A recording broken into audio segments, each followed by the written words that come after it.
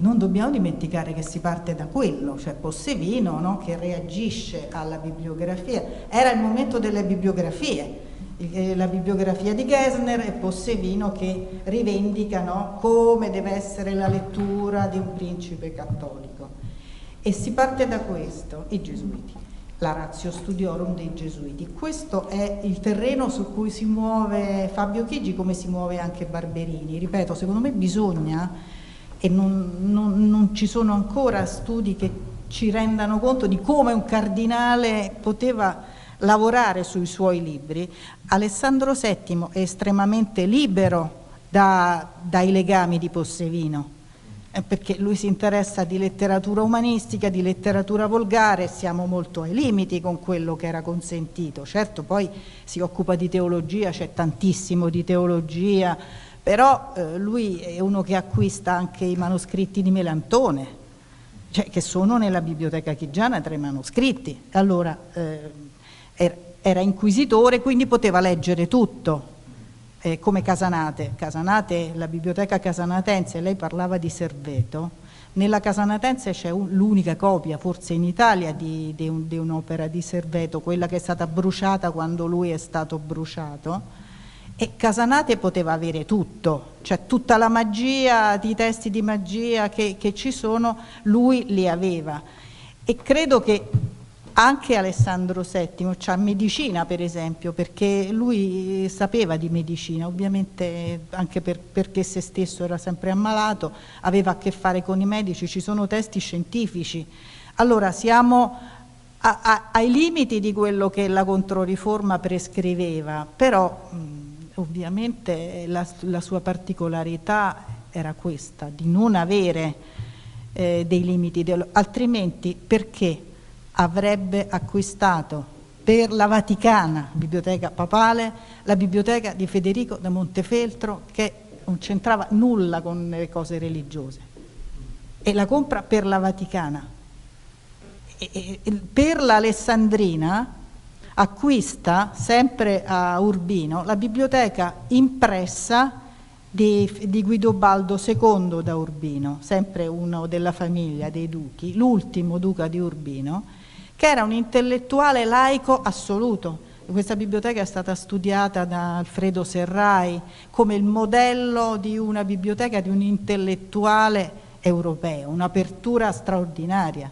E la compra per l'Alessandrina, la biblioteca dell'università, pensando che è giusto che nell'università si debba studiare di tutto, senza limiti. Allora, io lo trovo un po', ecco, diverso da come ci facciamo un'idea di un papa o di un cardinale cristiano che tiene in biblioteca le cose soltanto pertinenti alla religione. Qui stiamo in un altro, spero di avere risposto un po'. Je ne sais pas si je peux parler français avec cette langue, c'est difficile pour moi. Je ne sais pas, je préfère parler espagnol. Est-ce que je peux parler espagnol? Oui. Oui, oui. Donc, j'ai une question sur la présentation du professeur Chatelain. Félicitations, c'est magnifique, vraiment. Mais je voudrais poser une demande sur la condition d'amateur, l'amateur de livres, et la liaison de l'amateur de livres de la curiosité avec la catégorie des Wunderkammer. Donc je pense qu'ici la rareté, singularité, c'est aussi une question de merveille. Donc je pense que c'est possible d'imaginer la bibliophilie comme les héritiers de la Wunderkammer. On peut dire ça pour le modèle français. Y luego tengo cuestiones que tienen que ver con los modelos y con el tiempo. En principio, por ejemplo, en la presentación de la profesora Misiti, felicitaciones, cuando aparece Alejandro VII midiendo las obras con su Vitruvio, inmediatamente he recordado la historia de Alfonso de Aragón yendo con el Vitruvio y retratándose con los con los libros, y ahí me ha parecido que no es tanto una historia de bibliofilia como una historia de majestad.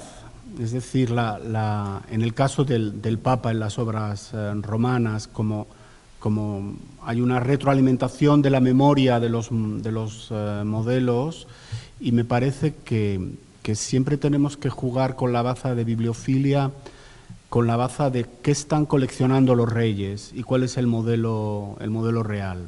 Y vuelvo a la cuestión de las fechas. Por ejemplo, en esta biblioteca aquí se conserva la biblioteca del conde de Gondomar, que ha hecho una colección en los tiempos finales de Felipe II, Felipe III, Henri IV, Louis XIII, ha hecho una colección donde ha coleccionado cosas que no coleccionaba el rey. Y entre ellos manuscritos autógrafos de la literatura del XV, pero los ha coleccionado ya en 1600. Por ejemplo, el manuscrito de la Celestina. Es decir, que ha hecho aquí un modelo de... años antes de coleccionar a Villon, aquí ya han estado coleccionando textos de esa época. Y diría más, creo que la diferencia está en cuándo se han... Esta es mi pregunta. ¿Cuándo se han empezado a coleccionar manuscritos de los grandes textos literarios? Esto preguntarlo para Francia, para Italia, podría ser interesante. Y en relación también con el cambio de cronología, en la historia ibérica tenemos el gran modelo de Hernando Colón, el hijo del almirante, que ha dejado una biblioteca en la que intencionalmente ha pedido que se coleccionen obrecillas, es decir, toda la literatura menor, en vulgar, obras que nadie atendía, y que en 1530, 1540, él ha estado coleccionando calendarios, almanaques, etcétera, etcétera. Es decir, me parece que desde la experiencia ibérica se pueden poner algunos ejemplos en los cuales esta voluntad, esta distinción de coleccionar piezas maravillosas que sorprenden por su propia rareza, por su propia, digamos, procedencia también, quizás se podría adelantar al modelo. Pienso, por ejemplo, en el caso portugués, Jerónimo de Ataíde tenía el manuscrito del Cortillano de Baldassare Castiglione. Lo había conseguido posiblemente a través del dedicatario, el obispo de Portalegre, el cardenal Silva. Es decir, me parece que la cronología en el caso ibérico se adelanta. No tenemos tanta literatura sistemática, pero posiblemente los ejemplos de coleccionismo de distinción, de rareza y singularidad, bien por obras populares, vamos a llamarle así, o bien por manuscritos del canon literario, quizá en el caso ibérico se pueda adelantar un siglo a la presentación para Francia, por ejemplo. Gracias.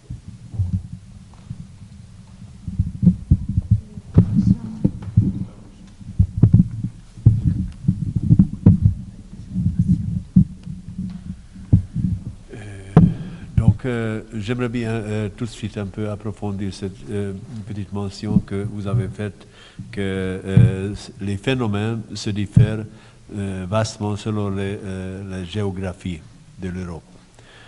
Notamment l'Europe centrale vivait dans une autre période, en même temps, 16e, 17e siècle.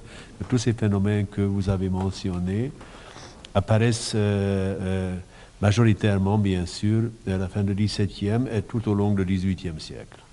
Mais j'aimerais bien indiquer que les phénomènes dans l'histoire de la bibliophilie étaient une fois déjà équilibrés dans les deux zones, notamment à la fin du XVe siècle, quand dans l'histoire du collectionnisme, on trouve les phénomènes tout à fait pareils. Qu'est-ce que c'était jugé comme livre, un beau livre, comment Philippe le Beau a fait copier des incunables comme manuscrits parce qu'il ne trouvait pas assez beau.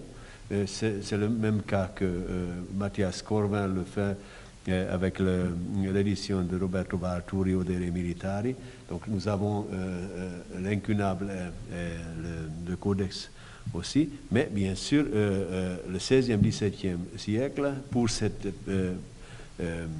zone géographique de l'Europe, c'était bien sûr c'est une autre période historique du cause des Turcs, Tatars et les Russes. Donc le royaume de Pologne et la Hongrie et Transylvanie vivaient dans une autre circonstance. Mais j'aimerais bien demander et souligner que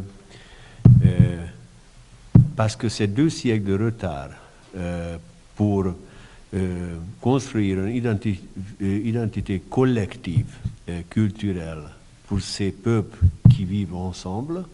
Dans l'histoire de la bibliophilie de Pologne et de Hongrie, de la Transylvanie, on peut vraiment différer le mode de collectionner des savants et des aristocrates.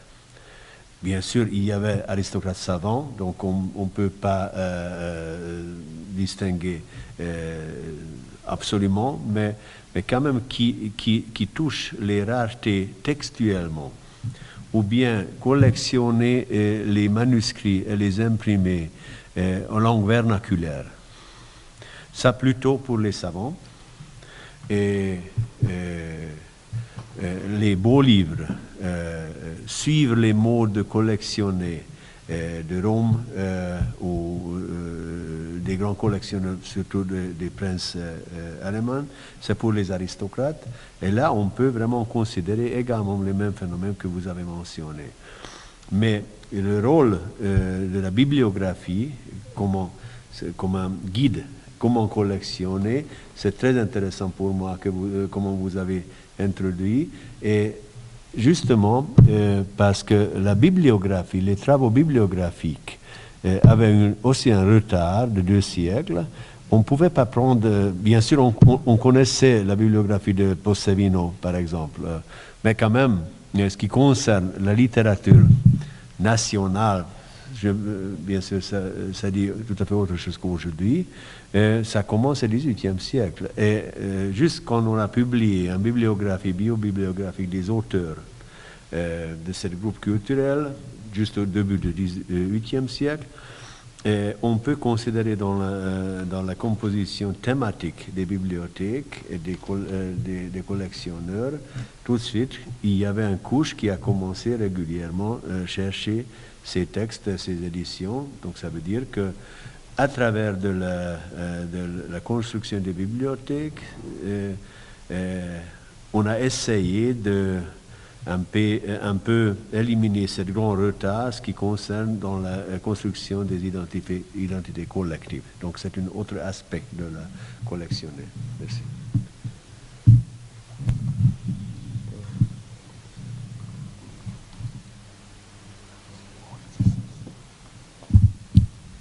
Yo cuando oigo hablar de bibliofilia con tanta solvencia, obviamente me miro a mí mismo. Hoy siempre es una historia personal, porque no sé si hay muchos bibliófilos presentes en esta mesa, pero yo sí lo soy, y en parte me dedico a la historia del libro en virtud de mi faceta de bibliófilo. La verdad es que tuve la suerte de poder unir una afición casi infantil, probablemente la de formar un cabinet más que una biblioteca enciclopédica, aunque quería tener todos los libros que quería leer a lo largo del tiempo, y me resulta siempre muy fácil porque normalmente cuando hablamos de bibliofilia no tenemos en cuenta algunos elementos que sí forman parte de la psicología humana y que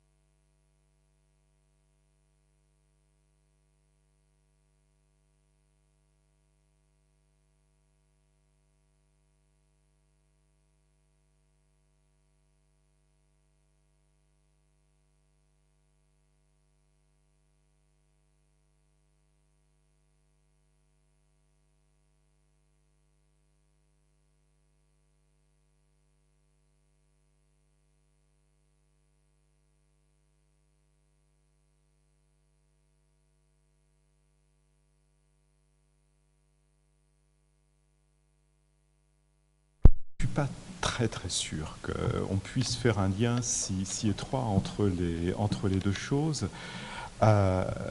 mais c'est peut-être aussi parce que tout dépend ce qu'on met sous ce terme de Wunderkammer. Je pensais notamment aux Wunderkammer qui sont des instruments de connaissance véritablement, où on a des objets du monde naturel ou des objets artificiels qui visent à produire un certain type de connaissance qui aujourd'hui nous paraît évidemment tout à fait périmé, mais est-ce que ça n'est pas dans une optique de connaissance que la plupart de ces cabinets de curiosité pensés comme Wunderkammer ont été constitués. Ce qui fait que, à ce moment-là, je pense que la piste des Wunderkammer ne me paraît pas forcément la meilleure pour expliquer cette culture bibliophilique. En revanche, il y a un type de collection de curiosités, en effet, qui peuvent être aussi des collections de curiosités naturelles, qui se relient à ces collections de rareté de livres. Je pense par exemple à un texte très intéressant qui est la relation du voyage de l'anglais Martin Lister, qui vient en France à la toute fin du XVIIe siècle, en 1698 je crois, et Lister raconte qu'il visite différentes demeures aristocratiques, et notamment il se rend à l'Arsenal à Paris, qui à l'époque n'est pas une bibliothèque, mais qui est occupé par un personnage qui s'appelle Duvivier, et ce Duvivier est un collectionneur de livres, et l'un de ces bibliophiles, ces premiers bibliophiles de la fin du XVIIe siècle, et il y a là un cabinet de livres, et il y a aussi un cabinet de coquilles, de coquillages, et un cabinet de pierres gravées. Voilà.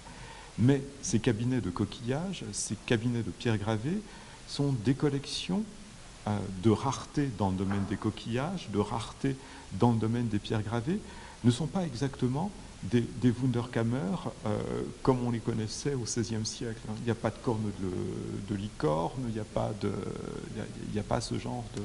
il n'y a pas de bézoard, il n'y a pas ce genre de choses. Donc je pense que c'est peut-être... Il y a sans doute un certain nombre de liens, c'est toujours la difficulté des choses, de faire le partage vraiment entre des faits qui sont finalement très enchevêtrés, mais je pense malgré tout que c'est un peu différent. La deuxième question que vous me posiez était celle du moment où on commence à collectionner des manuscrits littéraires. En France, il me semble que c'est très tardif. Extrêmement tardif, d'abord parce qu'il n'existe pas de manuscrits littéraires du XVe siècle, du XVIe siècle, ou s'il en existe, c'est vraiment des pièces si rarissimes qu'elles ne peuvent pas faire l'objet de collections. Vraiment, éventuellement, on peut par hasard presque posséder un manuscrit littéraire, mais on n'a pas de manuscrit littéraire comme il peut exister justement un manuscrit de la Célestine ou des manuscrits de Boccace pour d'autres sphères littéraires. Il me semble que parmi les premiers manuscrits littéraires conservés, on pourrait citer il y a deux exemples qui me viennent à l'esprit. C'est le manuscrit de l'introduction à la vie dévote du traité de l'amour de Dieu, non, c'est l'introduction, je crois, de saint François de Sales, et c'est le manuscrit des pensées de Pascal. Mais en réalité, parce que ces textes qu'aujourd'hui nous lisons comme des textes littéraires n'étaient pas considérés comme des textes littéraires. Ils ont été considérés comme des reliques, d'un côté par la communauté des Salésiens, voilà, pour saint François de Sales, de l'autre côté par la communauté des ennemis de Kijji, des jansénistes, et ils ne les ont pas conservés comme des manuscrits littéraires. En revanche, on voit effectivement au XVIIIe siècle qu'on commence à s'intéresser à quelques manuscrits littéraires, mais uniquement de la période la plus ancienne de la littérature. Et c'est chez Châtre de Cangé, de nouveau, qu'on va trouver une collection qui est très intéressante de manuscrits qui ne sont pas des manuscrits autographes, évidemment, mais qui sont des manuscrits très anciens, les premiers manuscrits des romans de Chrétien de Troyes, hein, voilà, qui se trouvent dans cette collection-là, et c'est grâce à l'acquisition de cette collection qui se trouve aujourd'hui à la Bibliothèque nationale de France, au département des manuscrits. Ou bien manuscrits du roman de Renard. Voilà. Donc des grands textes littéraires, effectivement, de la fin du Moyen-Âge. C'est à partir de ce moment-là, mais effectivement, c'est beaucoup plus tard. Je ne sais pas si je réponds à toute votre question. La troisième chose que j'ai notée dans votre intervention, c'était la différence de chronologie sur la question des petites pièces, des pièces, ce que j'ai appelé les livres de peu. Et vous en parliez à propos enfin, moi je dis Fernand Colomb, pardon, Fernando Colomb, à Séville. Et vous soulignez qu'on trouvait là des calendriers, des pièces de circonstances. Alors, en France, on connaît quelques cas, notamment à la fin du XVIe siècle, au moment des guerres de religion. Il y a un personnage extrêmement intéressant qui est Pierre de l'Étoile, qui a tenu un journal de son temps. Et on voit que Pierre de l'Étoile est soucieux de ramasser toutes les petites pièces de circonstances qui se publient, qui se distribuent dans Paris. Il le note dans son journal et on conserve encore un certain nombre de ces pièces de circonstances, de ces pièces, des petites choses. Voilà. Ou dans un autre domaine géographique, et à une période un tout petit peu plus tardive, un autre personnage, un Anglais, cette fois-ci, vous le citiez tout à l'heure, c'est Samuel Pepys, avec effectivement la collection des ballades, des broadsides, qui se trouvent aujourd'hui à Magdalen College. Sauf que, est-ce que ces pièces sont vraiment... Est-ce qu'elles sont réunies par Colomb, par Pierre de l'Étoile, par Pepys, dans un esprit de collection bibliophilique? C'est-à-dire, est-ce qu'elles sont collectionnées pour leur rareté, pour leur singularité? Je n'en suis pas sûr. En tout cas, pour Pierre de l'Étoile ou pour Pepys, je pense que non. C'est parce que, finalement, elle ne se relie pas à une sorte de culture de la rareté qui innerverait tous les domaines de la collection, toute l'activité de collection. Et en même temps, je n'en suis pas sûr. Je n'en suis pas sûr. Et je pense que c'est effectivement l'une des réelles difficultés qui se posent quand on est dans l'étude historique de ces formes de collection, c'est que nous n'avons généralement pas de témoignages théoriques sur la pratique de collection, nous n'avons que les pièces qui ont été collectionnées. Or, on peut collectionner, on peut en tout cas conserver, on va dire ça de manière neutre, on peut conserver les mêmes pièces pour des raisons très différentes. Et du coup, c'est très difficile. On est en train d'essayer de faire parler le silence, en quelque sorte. Ce qui est une position à la fois pratique, ça permet de causer, mais un peu dangereuse quand même, parce que ça permet aussi de causer dans le vide. Donc, c'est effectivement une chose toujours un peu délicate. Voilà, alors c'était sur ces trois aspects-là que je voulais répondre sans répondre finalement, simplement en donnant quelques autres exemples. Fernand Colomb à Séville, Pierre de l'Étoile à Paris à la fin du XVIIe siècle, Samuel Pepys en Angleterre au XVIIe siècle, qui peut-être nous permettent de cerner d'autres formes de collection. Vous avez pris ensuite la parole. vous avez surtout insisté sur le rôle, enfin, vous avez notamment insisté sur le rôle de la bibliographie. Et ça, ça me faisait penser qu'il y a une chose dont je n'ai pas parlé, et dont on pourrait parler aussi, c'est la manière dont, au-delà de ces traités bibliographiques faits pour des livres rares, la collection de livres rares, ou le collectionnisme en matière de livres rares, s'est emparé de travaux bibliographiques qui sont des travaux bibliographiques savants pour les détourner de leur usage savant et en faire des instruments de repérage de livres rares. Je pense notamment, c'est une hypothèse, il faudrait la regarder de plus près, que la mode de collectionner les traités sociniens, les traités antitrinitaires, s'est développée à partir du début, de la fin du XVIIe siècle, début du XVIIIe siècle, à partir du moment où a été publiée une bibliographie dont le titre m'échappe maintenant, et la date de publication aussi, mais on a publié à ce moment-là une grande bibliographie des antitrinitaires.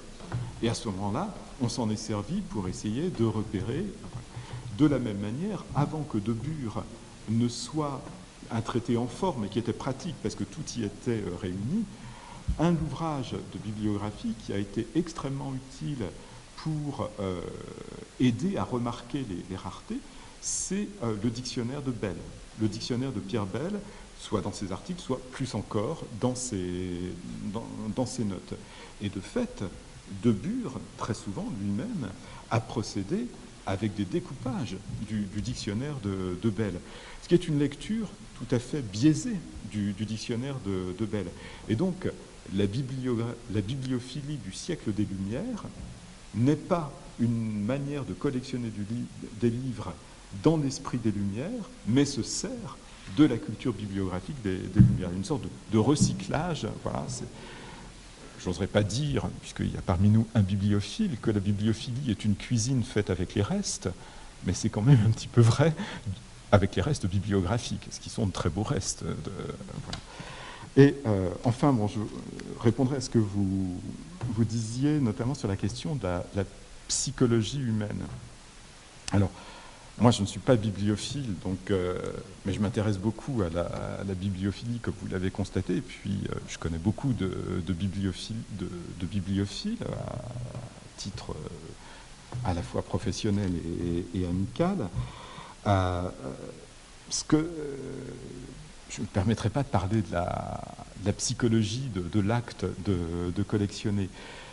Ce que je crains un tout petit peu dans l'approche psychologique des choses, c'est qu'elle nous empêche, elle renvoie le fait de collectionner et la bibliophilie à une sorte d'invariant historique, d'invariant de l'histoire, parce que ce serait quelque chose qui appartiendrait à la nature, hein, à la nature de l'homme.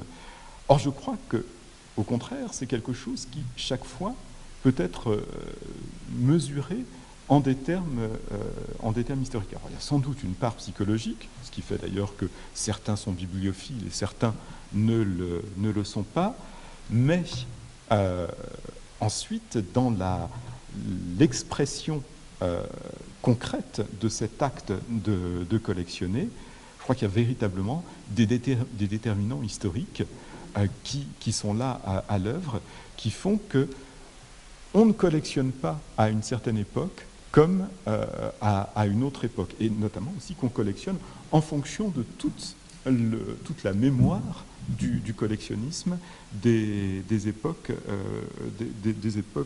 passées. Vous disiez aussi que l'acte de collectionner était renvoyé à une volonté de se singulariser. Néanmoins, je pense que la singularité n'existe que sur un fond d'identité. Il faut bien qu'il y ait une identité pour qu'on puisse mesurer ensuite des différences. Mais en revanche, je suis d'accord avec vous sur cette idée que collectionner dans l'esprit de la bibliophilie, c'est en effet toujours chercher la singularité.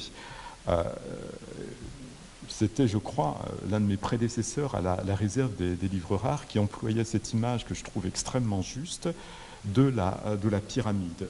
C'est-à-dire que un collectionneur, parce qu'on peut collectionner des manuscrits, ce sont des pièces uniques.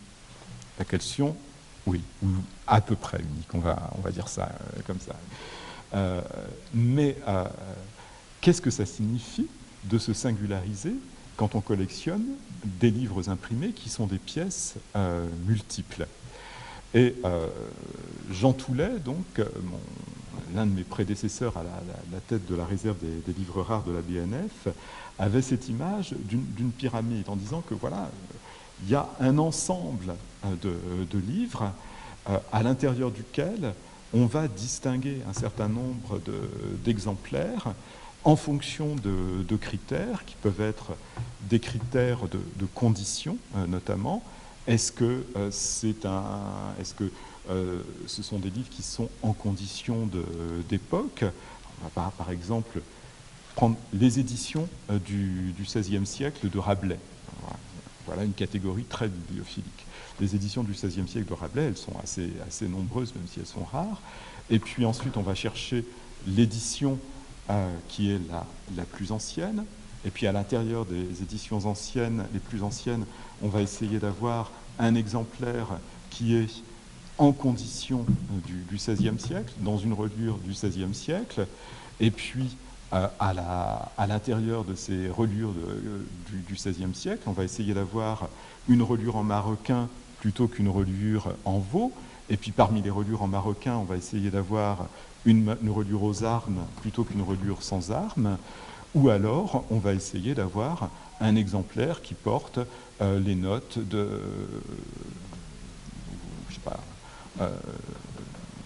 Rabelais. Oui, voilà, c'est ça, annoté par Rabelais lui-même. Voilà. Ça, je ne pense pas.